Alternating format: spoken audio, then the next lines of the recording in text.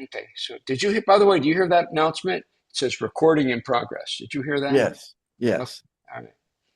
Okay, cool. Okay, so we're recording and don't show this again. Don't show what again? Okay, all right, anyway. Hare Krishna, everyone.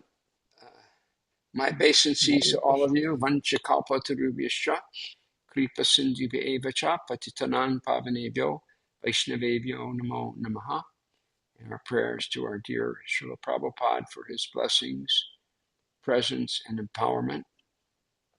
Namo Vishnu Padaya Krishna Pristaya Bhutale, Srimati Bhaktivedanta Swami Nitanamane, Namaste Saraswati Deve Gauravani Pracharane, Nirvashesha Shonyavadi Paskacha, Deshe Tarnane.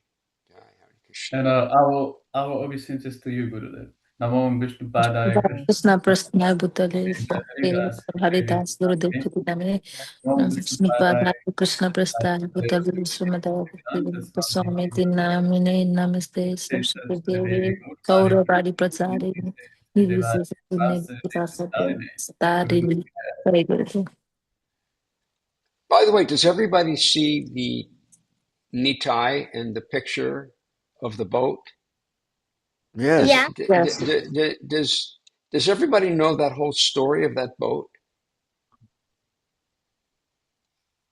There was a BTG article. There's actually two BTG articles about that boat.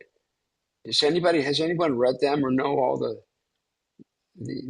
amazing details of that? I think you Maybe, showed me I think you showed me the original did you one read day. it? Did you read it? Yeah, I read some of that. Yeah, I mean, I know some of the history that you were the captain. Yeah. Well, so maybe one time, maybe next week or something, I'll tell the story. And that's yeah, that was that was a big adventure. Amazing adventure. That was a lot of fun. Okay, what I want to start with, if does anybody have anything really special that they wanted to share? Any epiphanies from? Okay, then we're going to jump right in. And what I want to start with is Nitai sends out these little nectar packets, and does everybody see those? They come on WhatsApp. For a period of time, he was sending them, and I have a hard time keeping up with WhatsApp for some reason. So Nitai sends it to me directly, and it's wonderful reading. So there was a few articles that came up, and I thought I wanted to make a little comment on. And Nitai, I tried to copy them from what you sent me, and it doesn't want to copy, or it's in some kind of something that doesn't copy. Maybe because it's a picture, I don't know. Could you read those the two articles that you sent? And I'm just going to make a little comment on them, which I thought was kind of interesting. One, Prabhupada tells a story about the mouse and the snake, but he doesn't, in what Nitai sent out, Prabhupada didn't say, at least in that, what this is all about. It just told like half of it, but it didn't get to the punchline. So I wanted to fill that in. And then the other was something, I can't remember what it was, something about dressing deities or Dressing, yeah. something. Okay, Yeah. so can you read? They're both brief. Could you read what Prabhupada said about the mouse and the snake? Because I always like Okay. this. I always like the story. It's So very this is brief. post from 31st May 1974. Prabhupada is saying the mouse, they make a hole in the field for his living comfortably. You have seen the holes in the field, question, and the big snake, they take advantage of these holes. They enter into it and eat the mouse and live comfortably. So the mouse makes the comfortable place for the snake. The snake's business is to enter and live comfortably. Okay, so there's no explanation. There's no. Does anybody know what this is all about?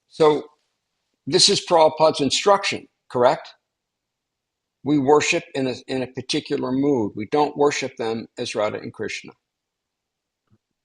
That's pretty clear, right? But what I wanted to point out is very, very important when we hear things from Prabhupada is that, well, what jumped out at me is what was the date of that? It was 1969. So, for example, things change. As we advance in spiritual life, things that we would not do in the very beginning because we're too neophyte, as we advance more in spiritual life, then we can take instructions Prabhupada gave us and adjust them for time and place. I'm going to give you a good example. In 1974 was the very first festival in Mayapur. We went to Mayapur in Vrindavan, and it was the very first festival. So, and back then, Vrindavan especially was very, I mean, there was hardly anybody there. This is when people from the West the first time, and Prabhupada didn't have many disciples at that time, 1974, so it wasn't like a huge crowd.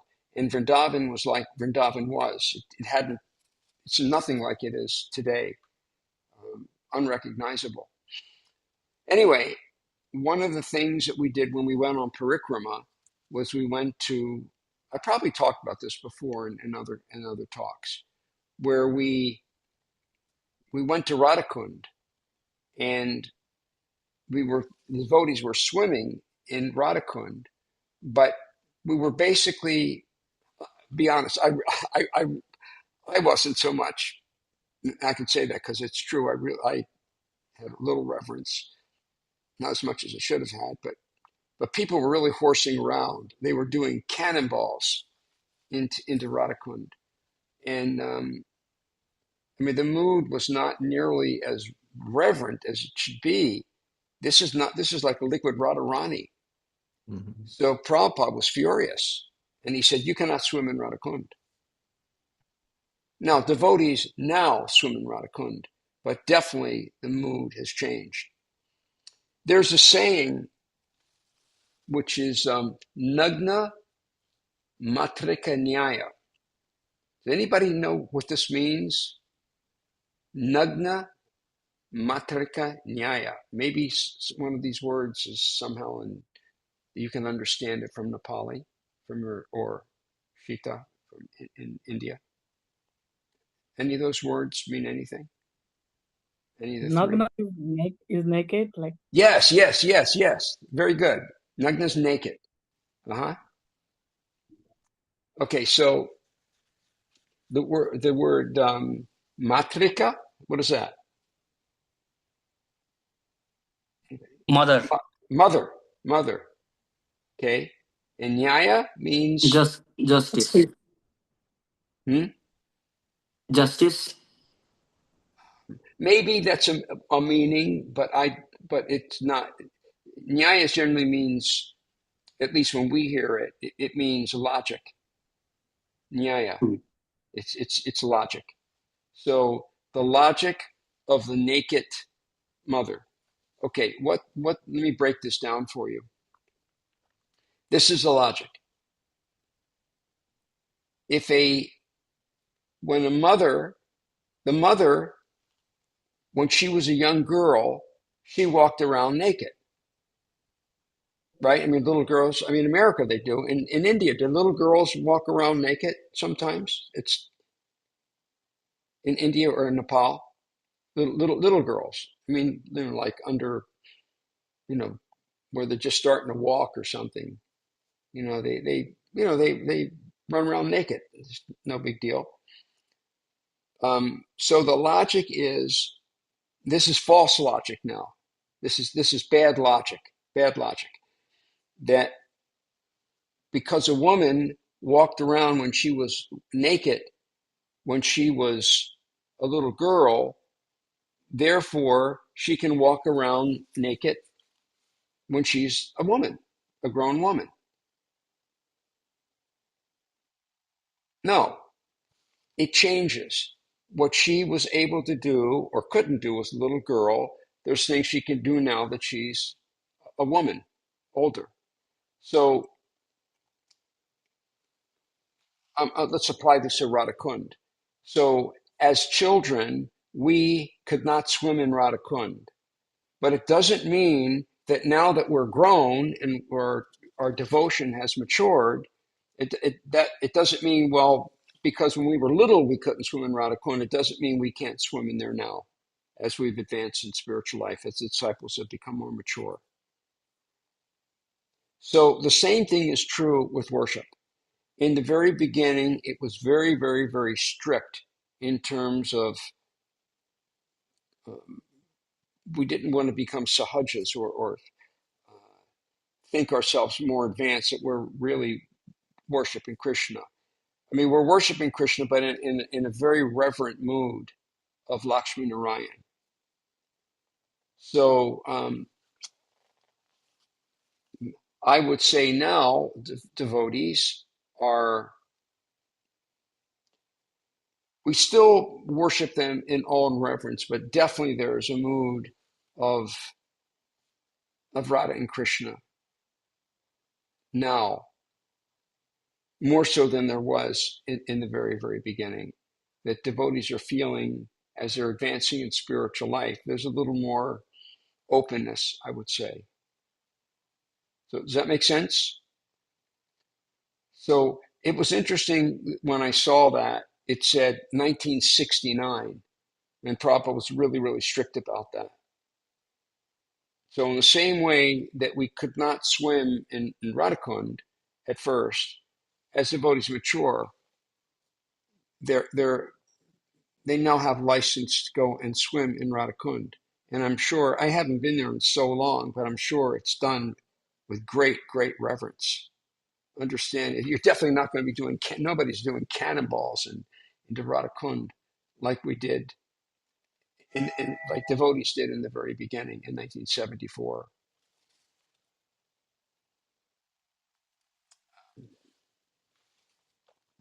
So I just wanted to point that out, that this letter, sometimes you see a letter, something Prabhupada said, it really caught my attention because I know that, for example, when I worship Gorni Tai, which I've done now for, wow, I have my own deities. I can't remember how long it's been, maybe 15 years, maybe 20, I'm not sure. But I definitely feel a little less, tad less reverential. And they're like my buddies, it's, anyway, it's, so anyway, that principle is there. Nagna matra kanyaya. We may not be, things may, as we advance in spiritual life, we may go a little deeper or what have you. But that letter was written in 1969. That was the very, very, very beginning.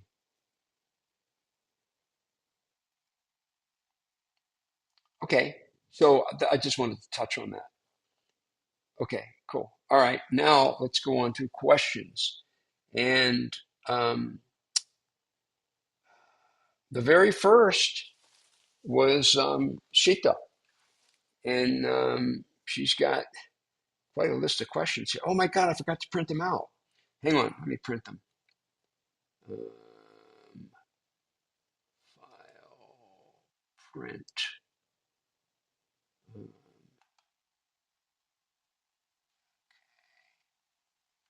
On print. Okay, hold 1 second. I'll be right back. I'm going to grab this out of the printer.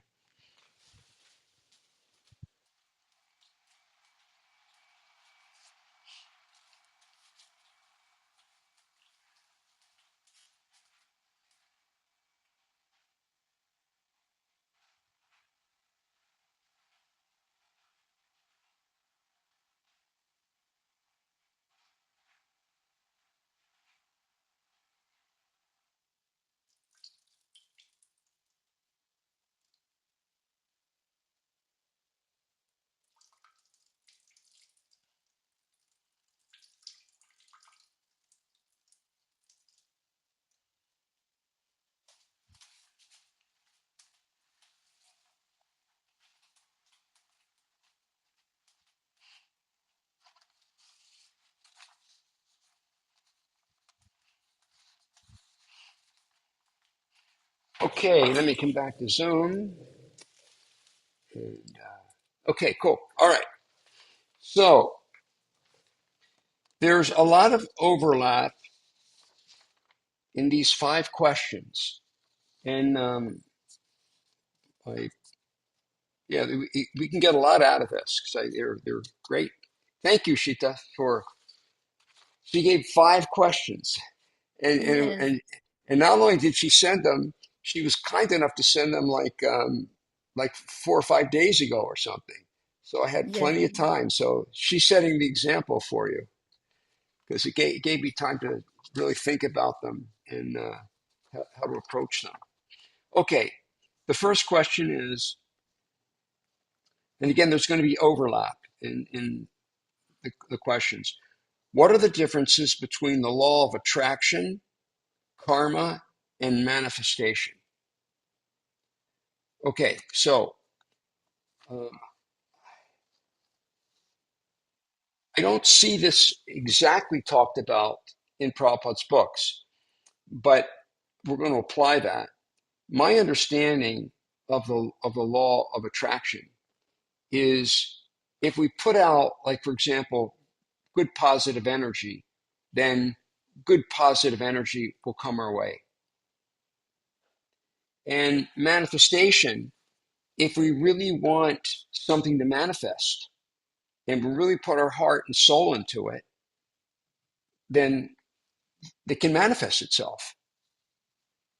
Is that your understanding, Shita? Yes, Gurudev. Okay, all right. So and then karma. Okay, so this is how I want to answer this question. Anybody else wants to throw something in at the end, you're certainly welcome to, because this isn't right out of the books. So let's take, for example, I'm going to really the law of attraction and manifestation. Let's say, for example, you want to become a rock star. You want to become a great, great piano player, pianist, and you want to really be great, or a guitar player, or what have you. Okay, so you want that. You want to manifest that. You want that to manifest itself. So the things you would do to make that manifest itself is number one, find yourself a really good piano teacher, someone who's really good, someone who can take you from the basics, maybe starting with classical, because some of the best jazz musicians, for example, they all learn classical, and then gradually they got better and better. So you get the best teacher, you practice exactly as the teachers taught you to practice. So you're doing everything to make this manifest. Like suppose now here's where karma comes in. If you have the karma to become a great pianist and you're doing all the steps, it's going to happen. You're allowing it to manifest. If your karma also allows, well, if your karma doesn't allow that you're going to be a great pianist, then you can work as hard as you want, but it just isn't going to happen. You're just not that great. Or for some reason you don't get the breaks. So karma can limit. You can do anything to try to manifest something. Let's say, for example, you want to make a lot of money and you go to school and you learn all about business and you do all the things right for business, but for some reason your karma's not there. Your business is just always fail for whatever reason. You build a great hardware store, but um, Lowe's comes to town, or Home Depot, and you go out of business. It's karma. So you got to have. We endeavor for things. Just like, for example, suppose you want to get a really nice car. Your desire is to get it. So you go to a nice dealer and you want a Tesla. but you don't have enough money to buy a Tesla. You have very little money, karma. Then maybe you're lucky if you get out of there with an old rusty junk car, because that's the best. You don't have enough money or the karma for it. Is this making sense? No matter how much we try for something, we don't have the karma, forget it. Yes. Now, I should probably throw in, however, but for a devotee, let's say you don't have the karma. You don't have the karma to be a great musician, or you don't have the karma to be a great businessman and make millions of dollars. If you're a devotee and Krishna wants that to happen, and you're showing Krishna, I really want to make a lot of money for building temples, etc. Krishna may let it happen, or he may not let it happen, because Krishna has the greatest intelligence to know what's the best thing. Does that make sense? So for the materialist, karma is a very limiting factor, and Krishna may let the karma stand, or Krishna can break. Krishna can undo that karma. So devotees can try for the moon. And if Krishna wants that to happen, look at what Prabhupada did.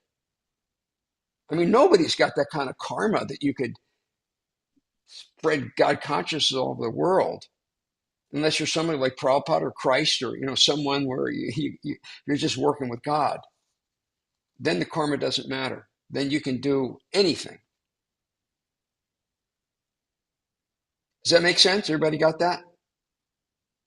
Yes, Tirtha Prabhu, anybody want to throw anything in?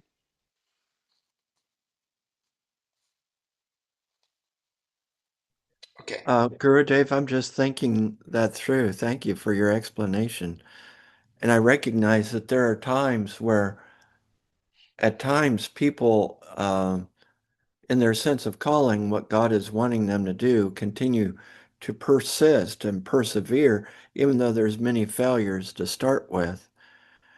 And eventually it bears fruit.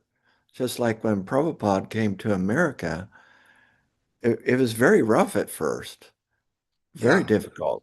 But, and, even question, I'm not sure why you brought me here. And so, but I'm putting this into, just because we don't accomplish it right away doesn't mean that that Krishna isn't at work in this, Right. So I'm just thinking this through. All right. Yeah. So, but then again, Krishna may not. There's a lot of probably some sincere people that came, but nothing much happened. Mm-hmm. We can endeavor. It's Krishna's call. So for the materialist, it's all karma, and for a devotee, it's whether Krishna's on board or not on board. We may try our whole life to do great things for Krishna and fail in all of them. We don't accomplish much at all. But for Krishna, it doesn't matter whether we were successful or not successful.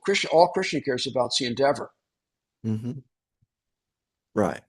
Okay, so let's move on because we got a lot here. Okay, question 2, Bhagavad-gita, chapter 3. Do your karma or duties without keeping expectations from others, family and friends, and anyone. Please explain, Gurudev, and explain the differences, the different types of lust spoken about in the Bhagavad Gita. Okay, well, so far as sharing our expectations with others, I don't remember Krishna specifically speaking on this. It could be a breakdown in the English or your understanding of the Gita, but we can share. I would say we share our expectations. We share intimate things with people that we have an intimate relationship with. And it's wonderful to share. I love sharing with devotees, but there's some people I wouldn't share with what are my expectations. So I think it's on a case by case basis. And regarding, we're going to go more into that about dealing with family members, because there's a lot of questions about family and so on.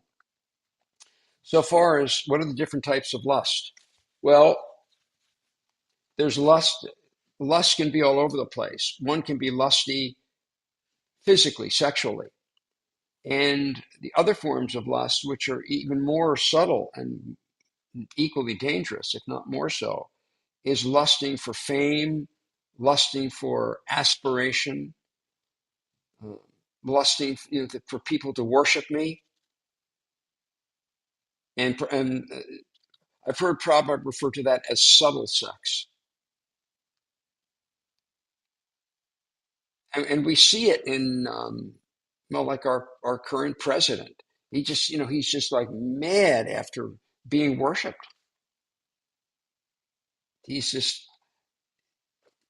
he can't stop texting. He'll stay up all night, texting crazy stuff because he just wants to be the king of the world.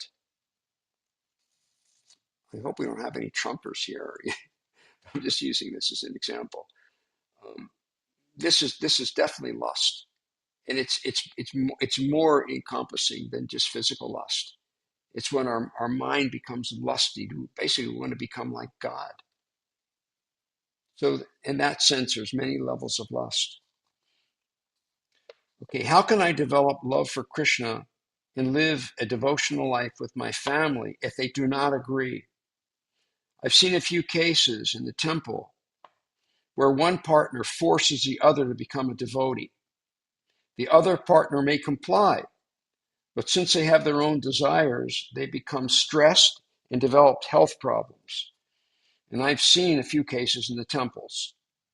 A person becomes a devotee and performs japa, mala, and puja, but they still have their own desires, such as eating outside food without onions and without onion and garlic, watching movies, wearing nice clothes, attending devotee family gatherings or functions. What does the Bhagavad-gita say about this? Well, again, I don't know the Bhagavad-gita specifically commenting in that regard, but first of all, we can't force anyone. And yes, I could use Bhagavad-gita. In the very end of the Bhagavad-gita, Krishna says to Arjuna, Iti te jnanam akyatam guyad guyatyam maya vimershaita rasheshena yatechasi tatakuru. Krishna says, Arjuna, I've told you everything that I could think of to tell you, everything you need to know. Guyad guyataram. Guyad means I've told you very confidential things, and I've told you even more confidential things about bhakti and about devotion and about intimate love with God. But Krishna says, Yatechasi tatakuru. Itite jnanam akyatam. Vimershaita sheshena. That means to think about everything I told you fully and do what you want. Krishna does not force Arjuna. Yatechasi tatakuru. Kuru means to do. Yatechasi. Ichti means desire. Whatever you desire, it's your call. We cannot force anyone to become a devotee.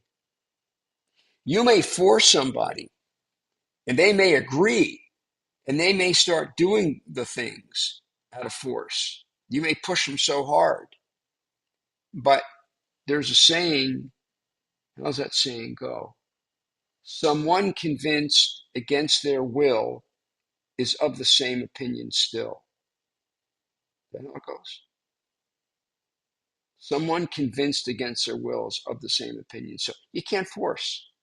You cannot force. Lord Chaitanya never forced. Please take, please take. Krishna was a little more neutral. Okay, I've told you your call. Lord Chaitanya, Lord Nityananda, more merciful. Please take, please take. I've told you, please take, please take. But doesn't force. You cannot force someone to become a devotee. And if you're making things uncomfortable for them, you're mentioning having health problems. This is anxiety. When someone's becoming anxious, causes all kinds of physical illnesses come from that. They become physically ill. But Malochan, you must know about this. You're a nurse. Isn't it true that anxiety can make people very sick? Yes, Gurudev. Yeah. So we don't force anyone. Now, when you're talking about people that they still have desires, well, I think I can safely, quote this. You say, we all probably still have material desires. Everyone here, myself included. I still have material desires. And, I try to use my material desires in the service of Krishna. Just like I like boats. I like being out on the water. So I'll take people out sailing in my boat and we talk about Krishna, or I'll go out in my kayak and sit and just kayak around for my health and think of Krishna. So, and maybe you like dressing up. So dress up for the deities or dress up for your husband. Nothing wrong with looking good for your husband. We've talked about this before. So we want to, if we have desires, as long as we can fulfill them in a pious way, it's fine. If you actually just always love going to movies, well, all right, then you should find some people find some relaxation in going to a movie. Especially if you can find a movie that has some spiritual substance to it,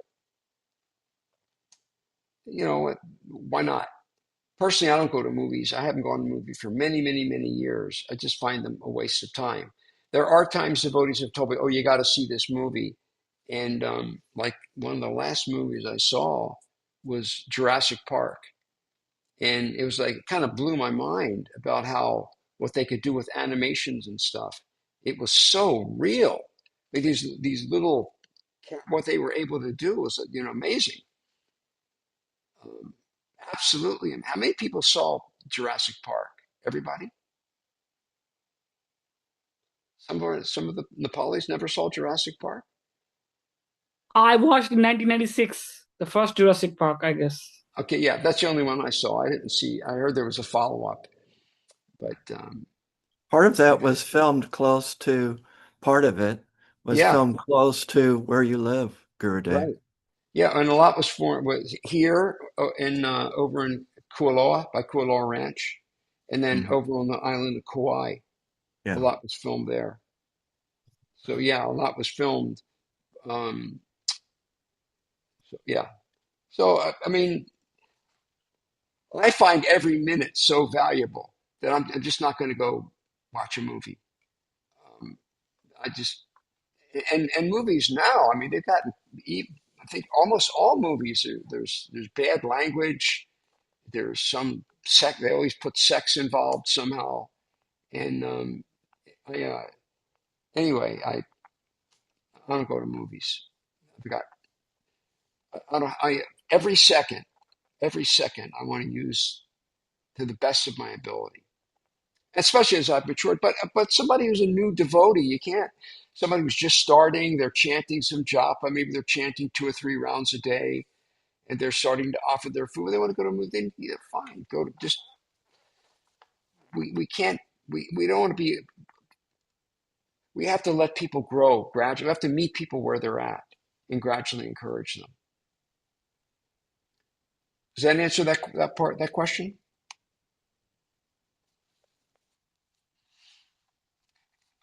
Detachment will come naturally. In the very beginning, sure, I saw a few movies when I was starting out. I would sometimes go to a movie.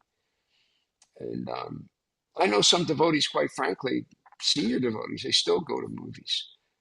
Anyway, I'm not going to criticize them, but I don't go.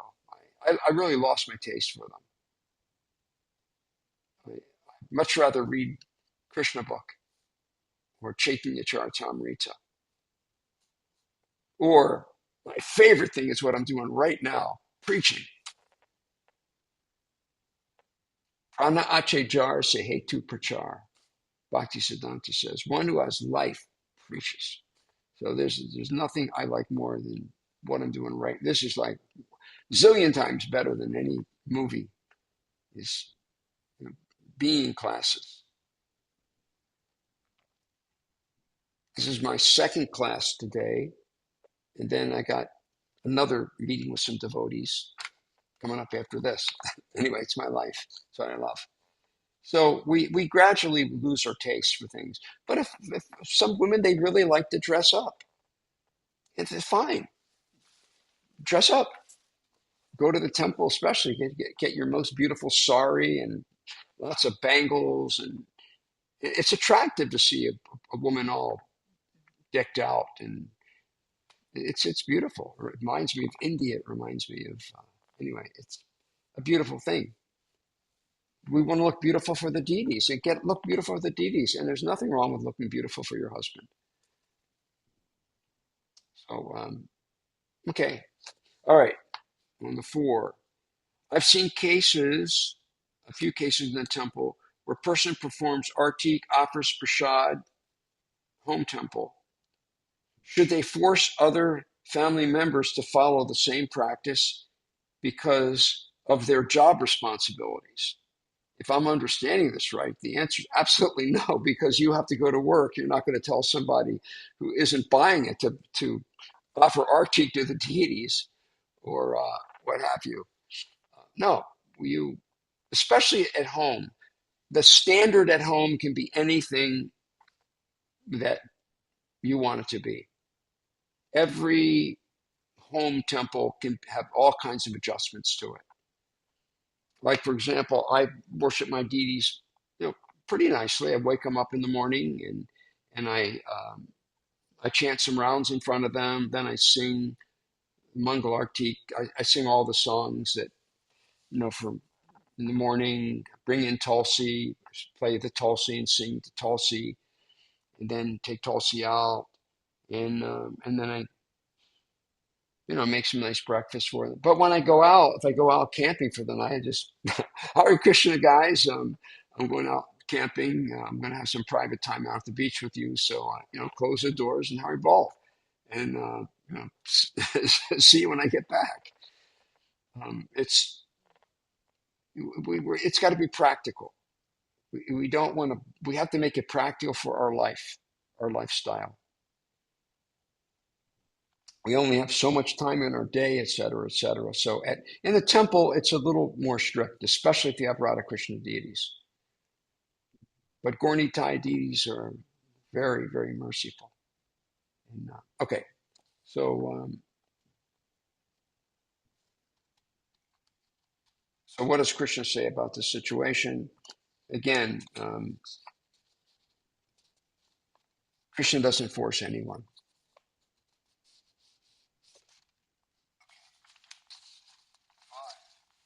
Oh my God. I've seen a few cases sometimes one partner is a devotee, and the other partner is afraid about the idea of taking sannyas at age of 51. Because of this, one partner makes a plan to stop others from following devotional service. How to handle this? Well, taking sannyas is not recommended in this age. So generally, people who go through household life, they reach a certain stage, they've raised a family, if there's going to be a family, and they still stay with one another, and all the way through till they leave the world. That's not. Sometimes their life may become a little bit more austere, may or may not, in what they call vanaprast, in vanaprast life. But from what I see really healthy relationships with devotees that are my age, that are in their 70s, and they're they just get along wonderful with their wife, and they're making great advancement. And I'm sure they'll stay with each other until the end of life. So there's no need for sannyas in this day and age. In fact, it's one of the things that's actually technically in Shastra it says it's prohibited. There's something like 5 things that are prohibited in Kali Yuga.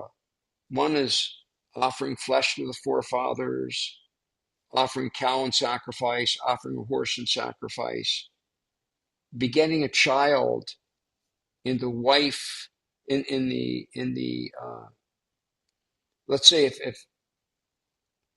a brother, he can't get his wife pregnant, so his brother will come have sex with her and then make a child.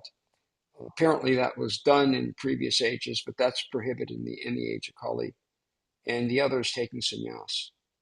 Now Prabhupada did make some provisions that he made adjustments. So there are some that take sannyas, but it's definitely not required. Because I see wonderful, wonderful couples that are in their last years, and they're just so beautiful to get. They have deep love for one another, but that love is connected to Krishna. It's like the perfection of love is to love someone as a devotee. That's real love between the lovers and God. If it's cut off from Krishna, it gets sour, or it just loses its steam. But when it's connected to Krishna, what I see couples that are very, very close, and they're towards the end of their lives. They're up there, stepping into the 80s. Okay, does that answer your questions, Shita? Yes, Gurudev, but I have one more question. I heard about means you are devotees, Krishna devotees, and then Krishna taking everything away because Krishna want your devotional service m- become more stronger. I heard about that. Yeah, Is that's it true. right? That's true. That's true. But Krishna knows who to do it to and who not to do it to. Krishna's got the perfect. Krishna knows perfectly. So yes, there's a verse where Krishna says, "Yasyaham anugarami harasyetadanam shanai tatodanam chajantyasya svajana dugadugitam." Krishna tells King Yudhishthir, because what happened was King Yudhishthir asked Krishna a question. Anybody know the question that King Yudhishthir asked? That where Krishna spoke these words? Yudhishthir asked Krishna himself. He said, "Why is it that people who worship you, they so often they live in poverty, but people who worship Lord Shiva, oh, they live in great opulence? Why is that?" And Krishna said that when I'm really especially inclined towards someone, when someone's really pleased me, and I think they're ready, I'll start taking their attachments away. I'll start taking things away. So their life kind of falls apart, so they can lose all their attachments and go to Krishna. So Prabhupada quoted that verse when his family life kind of fell apart. His wife wasn't that interested in spiritual life. She was using money to buy tea. I think, isn't it say in the somebody correct me if I'm wrong, in the Lilamrita that she's even sold one of Prabhupada's manuscripts for money to buy tea? Do I have that Yes, wrong? yes, Gurudev, that's it. That's I think it correct. says like mysteriously it was like Srila Prabhupada had manuscript and next day it was gone. It was mentioned that way. It was not directly indicating to her, but a representation just out of respect that we don't want to offend. That's still Guru Patnika. So, yeah. Okay, thank you. Yeah, I like how you said that. So, and I've seen in my own life where Krishna's taking things away that I would have rather he didn't. But once he did, it was like, whoa, that was great. he took a lot of things away from me. And somehow my devotion, and I get more excited about spiritual life. And after it happened to me a couple of times, it's like, yeah, Krishna, bring it on. I'm not like Queen Kunti. Oh, Queen Kunti prayed, Viparak Santu Takshasha Tatra Tadar Jagaguru Bhavato Darshanam Nisyara Punabhavanarshanam. Oh, my Lord, please bring on the calamities. Bring it on, because this way I'll never have to see the repetition of birth and death. So Prabhupada said, we don't have to pray like that, because Krishna will bring calamities anyway. Okay, my God. So I guess obviously we're not going to get to all the questions, but that was fun. I like these questions. All right, so let's see what we have. We can Thank you, squeeze in. Gurudev. Yeah, thank you. Thank you for the questions. That was really fun. Okay, so okay, let's just do Ellie and Padma Lochan. The questions are really quite married to each other. Ellie, uh, good morning, Guru Dev. Hare Krishna. Please have my own obeisances. All glories to Srila Prabhupada. My question for today is, how do we satisfy Krishna? How do we satisfy Krishna? And Padma Lochan's question, as I said, they're quite related. My question, how do we deepen our bond with you, Guru Dev, as a disciple? Okay, so how do we satisfy Krishna? When I think about this, there's a lot of things that are said. And one is that, and Prabhupada gives this example, what can you offer someone who has everything? Let's say there's a very, very, very wealthy man who has everything. What are you going to give him? Well, or how will you satisfy him? He said, you pet their dog. If you pet their dog, you pet the person, say, oh, what a nice, you come over to their house, you play with their dog, and or what's that thing they do in politics, kissing babies? The politician, they may hate kids, but oh, what a cute little kid, they'll kiss the baby to try to get your vote. And that, I'm sure that works. So what is being talked about there is, and also Lord Shiva says, Aradhananam sarvesham Vishnu aradhanam param. Krishna tells his wife that there's no greater service than to serve Krishna. Then he says, Tasmat Paratanam Devi. However, there's something better. Tidyanam Samarchanam.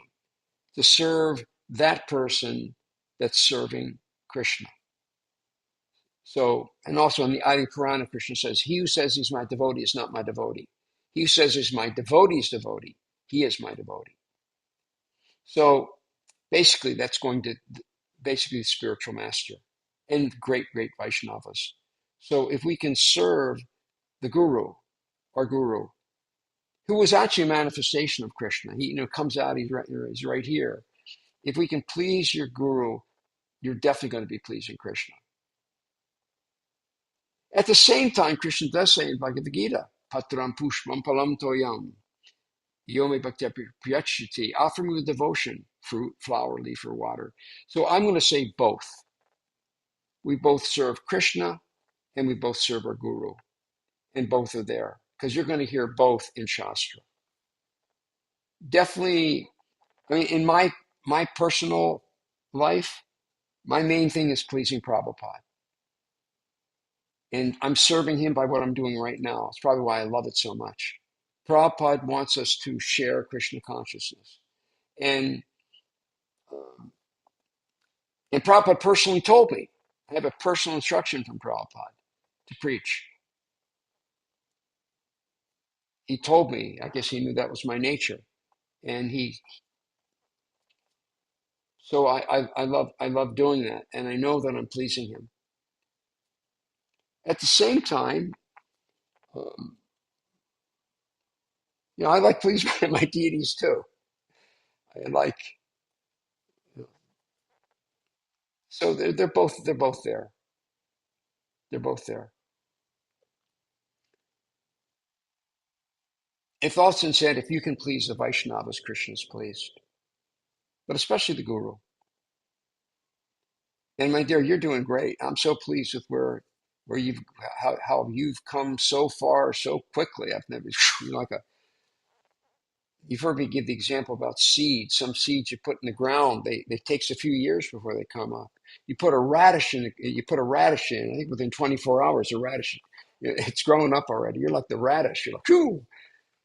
You're popping right along. I'm very, very pleased with actually all of you. Every one of you, I'm so proud of. Each and every one of you, I'm so proud of. Even Shita, who just started coming, who's just been with us a very short period of time. I feel she's like my daughter. It's wonderful, and I love when I saw those questions. Shita gave me a whole stack of questions earlier, days before. I was like, whoa, that's really pleasing. So all of you, I'm proud of each and every one of you. Thank Okay, you, Guruji. and then what was the specific from? How can we deepen our bond with you, Guru, as a disciple? Um,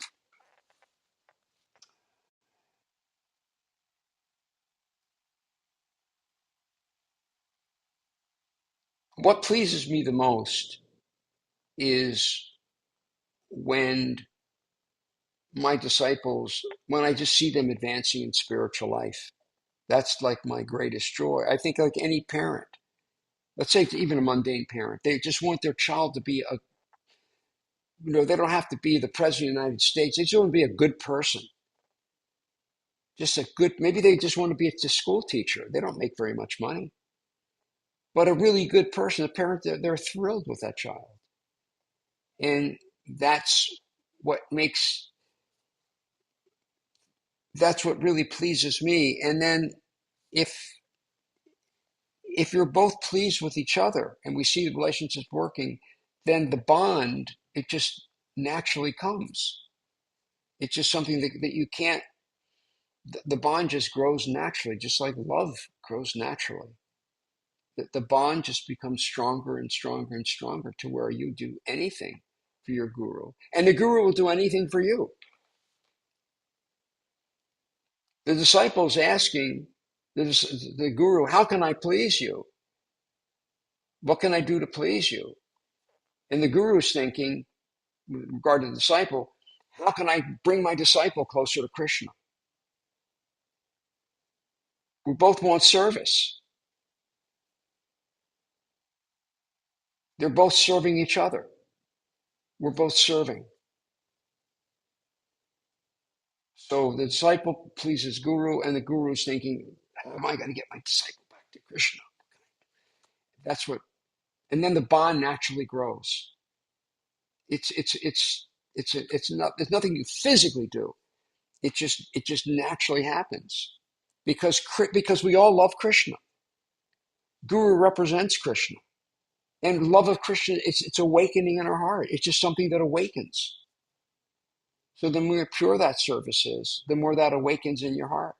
You feel that love. It's not a material thing. It's already in our hearts to love.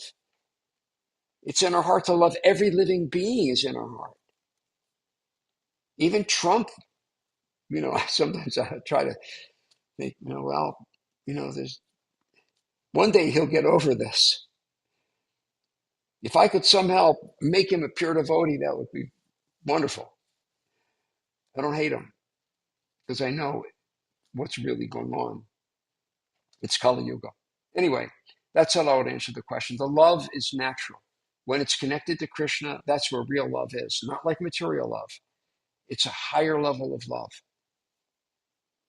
And that's because Krishna is the bond, because the Guru is representing Krishna. And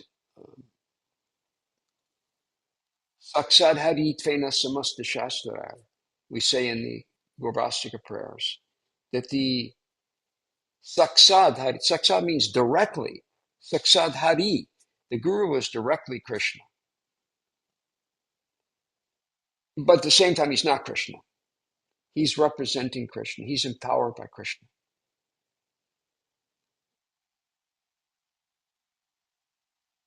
Okay. So we have a few questions and what we'll save for next time. But we're past our time, and I'd like to. Anybody have anything that they've wanted to say before we close? Kirth Prabhu, you have anything that you wanted to add? No, appreciate the class. Thank you. I appreciate. Yeah, I love these classes so much. It is like it puts the biggest smile on my face. I love being with all of you. I love you all, and I'm so appreciative of you allowing me to serve you. You're all very kind to me. It allows me to please my spiritual master. Okay, thank you all. Srila Prabhupada ki jai. Hari Hari Bol. Jai Guru Dev Ki Jai. Thank you.